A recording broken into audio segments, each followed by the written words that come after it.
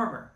Strong El Niños can cause severe drought in dry climates, such as Australia and India, intense flooding in wetter climates, such as the Pacific Northwest and Peru, and causes more hurricanes to form in the Pacific and fewer in the Atlantic.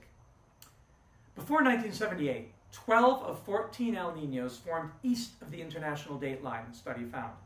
Since 1978, all 11 have formed in the central or western Pacific Ocean, a shift of hundreds of miles, the Associated Press reported. There have been 3 super El Niños since the shift, in 1982, 1997, and 2015, that broke new average temperature records and triggered catastrophic natural disasters. The 1997-1998 El Niño, for example, caused thousands of deaths from severe heat, flooding, drought, and coastal storms, and generated as much as $96 billion in damage, according to the United Nations.